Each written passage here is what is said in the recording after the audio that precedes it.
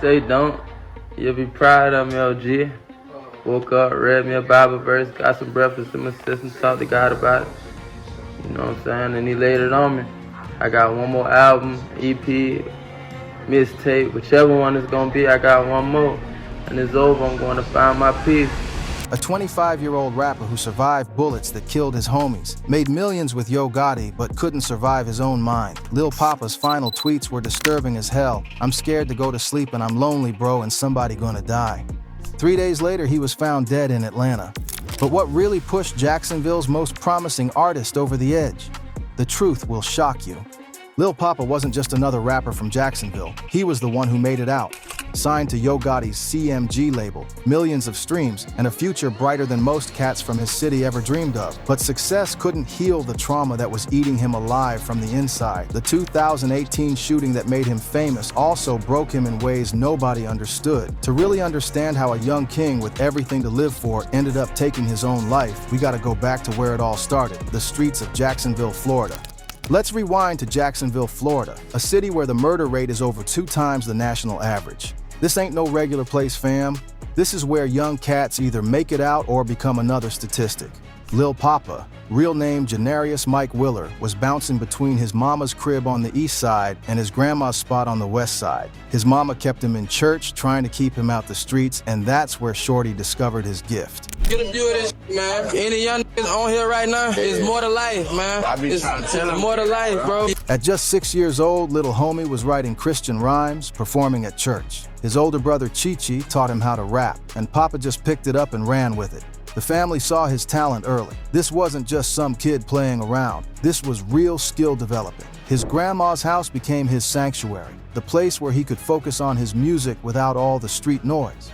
But when you grow up in Jacksonville, sooner or later the street's gonna call your name. When Papa hopped off the porch, his lyrics started reflecting that gritty, violent environment he was surrounded by. The east side where his mama lived was known for violence, and the west side where his grandma stayed had its own problems. Shorty was seeing shootings, seeing homies get locked up or killed, and all that pain started coming out in his music. But here's what made Papa different. He never gave up on his dreams, even when his body was working against him. Shorty was dealing with a chronic blood disease that sometimes kept him bedridden for days or weeks at a time. Most people would have used that as an excuse to give up, but Papa used that downtime to perfect his craft. Set up a whole studio in his grandma's closet so he could record without ever leaving the house. That's that dedication, no cap. His family was supportive but worried. They could see the talent, but they also knew Jacksonville's track record with young rappers. The city had a way of chewing up dreams and spitting out tragedies. But Papa was determined to be different. By 14, he dropped his first music video, and over the next few years, he was on a run. Singles, mixtapes, building a decent buzz in Jacksonville. The local scene was starting to take notice. This wasn't just another young cat with a dream. This was somebody with real skill, real stories to tell, and the work ethic to back it up. But 2018 is when everything changed, and not in the way you'd expect. Now, before we get to what broke Papa's spirit, we gotta understand the environment he was navigating. Jacksonville's rap scene in the late 2000s was wild as hell. You had Young and Ace beefing with Foolio, different neighborhoods claiming their territory, and young rappers getting caught up in street politics whether they wanted to or not. Papa and his crew formed something called Cut Circle. They portrayed themselves as a music collective, but the cops believed they was tied to street activities. Their rivals was a group called Head First. And these two crews was going back and forth in ways that went beyond just rap battles. But here's where it gets interesting. Papa actually used to be cool with Foolio back in the day. They even recorded a few songs together when they was both coming up, but something went down between them that led to a fist fight at a Foot Locker, and from there, the relationship went left. According to Foolio, people was comparing him and Papa on social media, and Foolio commented that he was better. But Foolio told different versions of what really happened. In one interview, he said the fight happened because Papa had been sneaking him on tracks, talking slick. In another interview, he said Papa spotted him at the mall and was being disrespectful, then Papa's homie dissed Foolio's dead brother, and that's when the fight broke out. Some of the fight was caught on video, and you can see Foolio and his homies beating up Papa. The fight wasn't too serious, nobody was really hurt, but it started a back and forth that lasted for years. Foolio would diss Papa on tracks. Papa would respond, and it kept escalating. The disrespect got real personal.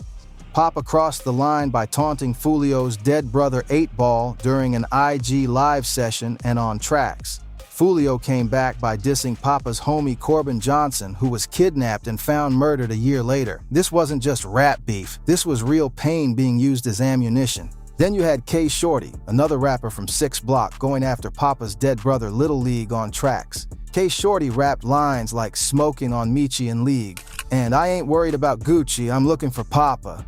Papa responded by referencing the tragic death of 17-year-old Nandy Wise, who got caught in crossfire during an alleged attempt on K Shorty's life. All this beef was happening while Papa was trying to build his career. Imagine trying to focus on your music while constantly looking over your shoulder, while people are dissing your dead homies and family members. That's the environment Shorty was navigating every single day. Now, to really understand what broke Lil Papa's spirit, we gotta talk about the incident that made him famous but destroyed his soul. In 2018, Papa was rolling with his homies, cats he'd grown up with, brothers he trusted with his life. They were just regular young dudes trying to make it in a city that don't give second chances. But on this particular day, somebody had different plans. According to multiple sources, Papa and his crew got caught in a drive-by shooting that turned into a nightmare. When that smoke cleared, 2 to 3 of his closest friends were dead. Sources vary on the exact number, but all confirm multiple homies didn't make it home that night. Here's the part that messed Papa up the most. He survived without getting hit. Not a scratch on him while his brothers laid there bleeding out. One of the victims was his homie CP, somebody he'd been tight with for years. Another friend named Chevy got injured trying to protect Papa during the whole thing. The psychological impact was immediate and devastating. Papa started experiencing what psychologists call survivor's guilt, that crushing feeling of wondering why you lived when others died. He was asking himself questions that had no good answers. Why wasn't I hit? Why did I survive when they didn't? What makes my life more valuable than theirs? But here's where it gets real. Instead of just trying to forget about it, Papa turned that trauma into music. He dropped a track called Purple Hearts. And let me break down these lyrics for you because they show exactly what was going through his mind. At night I wonder why them bullets ain't hit me. Why the fuck they miss me? Rather be gone, take me out my fucking misery. That line right there tells you everything. Shorty was literally wishing he had died instead of his friends. He was dealing with what's called survivor's remorse, feeling guilty for being alive. The song continued. Detectives try to frame me. Interrogation, they blame me. Wish I could take it back to the day that my mama made me. So not only was he dealing with the trauma of losing his friends, but the police was trying to pin the murders on him. Imagine surviving a shooting that killed your homies, then having to sit in interrogation rooms while cops try to make you the suspect. And the chorus went, "Purple heart for them soldiers. Niggas gone feel us. Gotta make it out before they come and kill us." This wasn't just a song. This was his trauma diary set to a beat. And the crazy part, it became his breakout hit. Over 6 million views on YouTube. The most painful moment of his life became the song that made him famous. That's some twisted irony right there. The success of Purple Hearts was bittersweet. On one hand, it put Papa on the map and showed the world his talent. On the other hand, it meant he had to perform his trauma night after night, reliving that shooting every time he got on stage. Every time somebody requested that song, he was forced to go back to that moment when his friends died. Purple Hearts caught the attention of some major players in the industry, including Polo G, and eventually led to Papa signing with Rule No. 1/Interscope Records in 2019. But the real game changer came in April 2022 when Yo Gotti signed him to CMG. Now let me break down what this meant for Papa. CMG, Collective Music Group, is one of the hottest labels in the game right now. You got Moneybagg Yo, 42 Dugg, ESTG, and other heavy hitters. When Gotti signs you, that's validation that you got what it takes to compete at the highest level.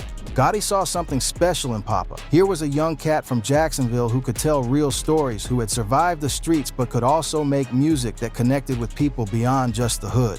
Papa wasn't just another street rapper. He was an artist who could explore themes like mental health, grief, and survival in ways that most rappers wouldn't touch.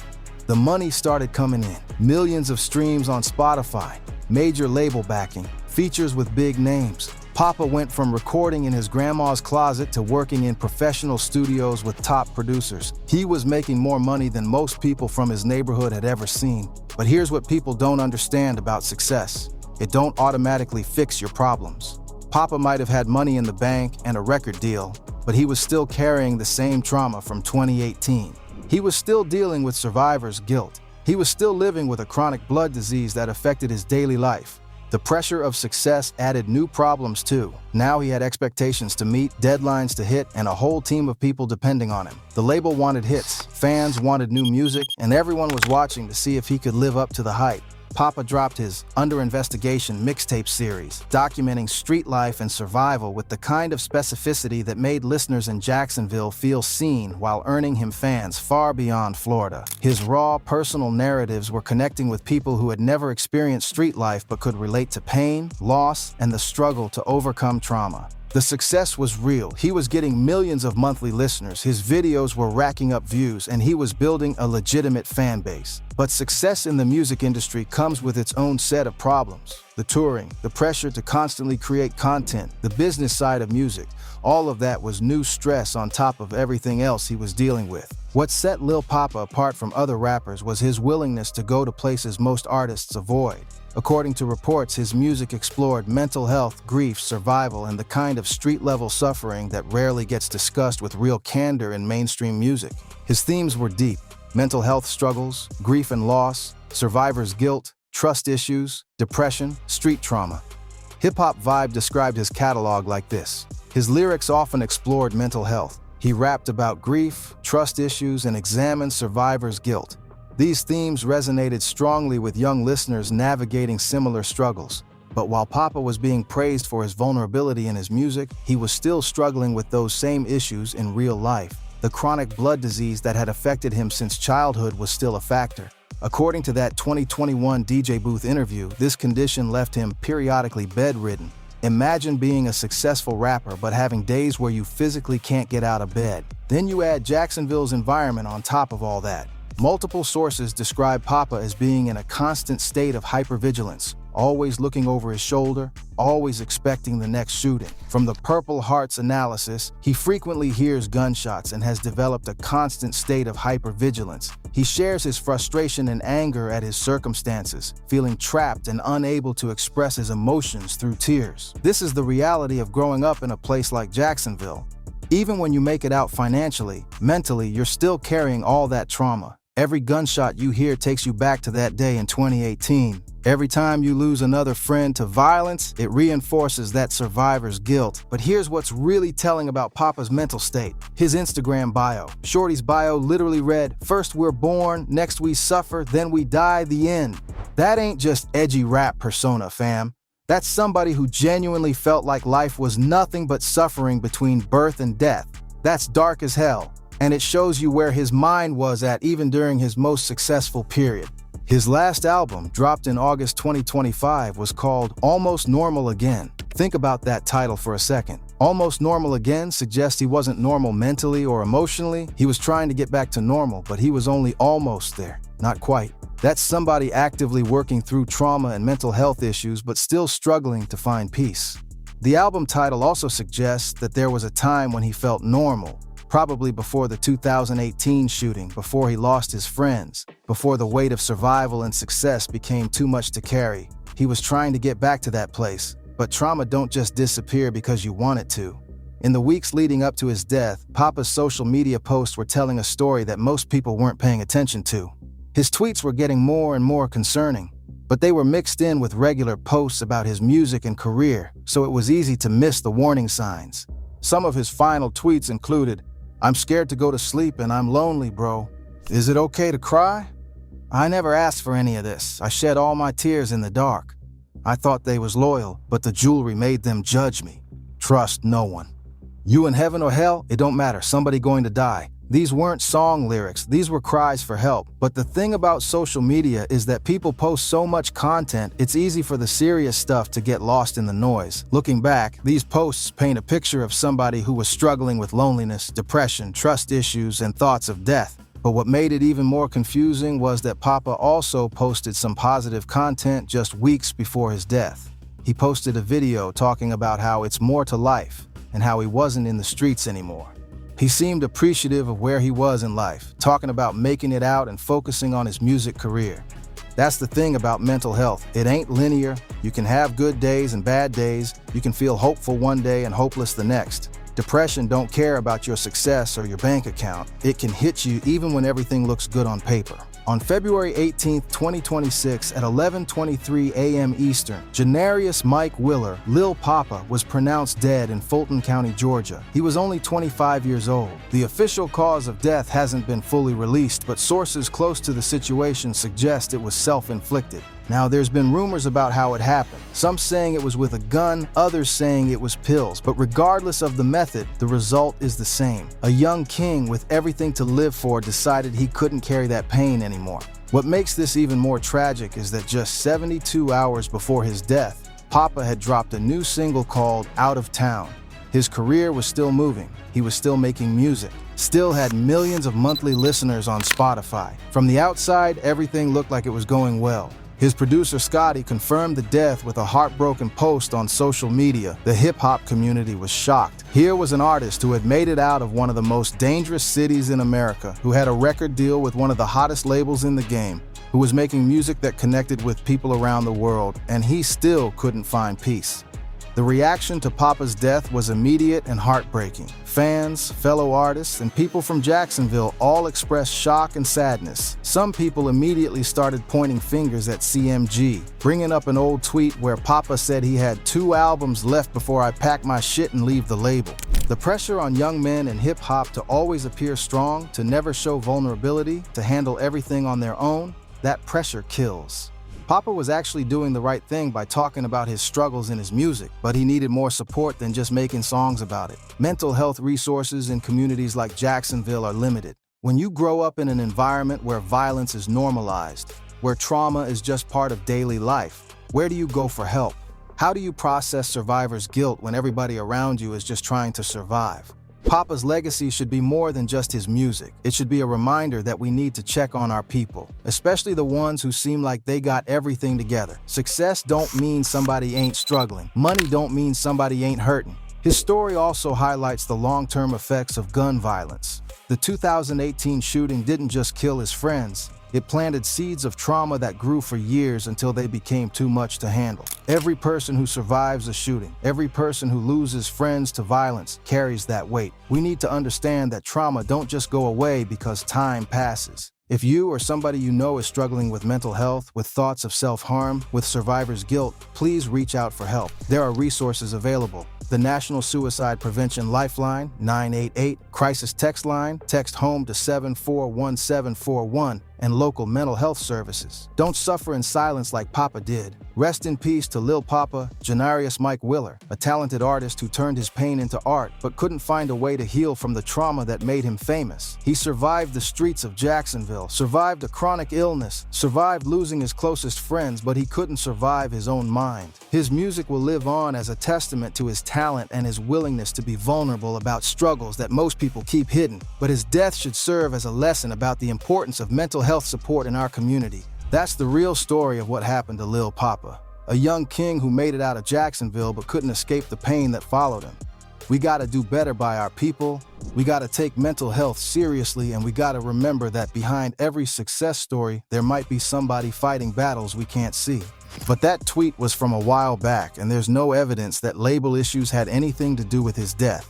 If anything, Yo Gotti and CMG gave Papa the platform to share his story with the world. They supported his artistry and helped him reach audiences he never could have reached as an independent artist. The problem wasn't the label, the problem was the trauma that Papa had been carrying since 2018. Jacksonville's rap scene took another major hit with Papa's death. The city had already lost Fulio in 2023, and now they lost another one of their most promising artists. The violence and trauma that defines Jacksonville's streets was claiming victims even after they made it out. Some people in the comments was saying they weren't surprised by certain deaths in hip-hop, but Papa's death caught a lot of people off guard. He wasn't known for being reckless or getting into street drama. He was focused on his music, trying to make it out, trying to be better. That's what made his death so shocking. The real tragedy here is that Papa was open about his struggles. He rapped about mental health, about depression, about survivor's guilt. He was doing exactly what we always say artists should do, being vulnerable, talking about their pain, not keeping it bottled up inside. But sometimes, even when you're talking about it, even when you're making music about it, that pain is still too heavy to carry. His death exposed something that the hip-hop community don't like to talk about. The fact that success don't cure trauma. You can have all the money, all the fame, all the opportunities in the world, but if you're carrying that kind of pain, if you got survivor's guilt eating at you, if you're dealing with chronic health issues and the constant stress of street life, sometimes it becomes too much. Papa's story is similar to other artists we've lost. Juice WRLD, Mac Miller, Rich Homie Quan. Talented young men who made it to the top of their profession but couldn't escape the demons they was fighting internally. The difference is that Papa's demons came from surviving when his friends didn't, from carrying the weight of being the one who made it out. Lil Papa's death should serve as a wake-up call about how we treat mental health in our community, especially for young black men who are expected to be strong all the time. When somebody is posting about being scared to go to sleep, about being lonely, about crying in the dark, those are warning signs that we need to take seriously.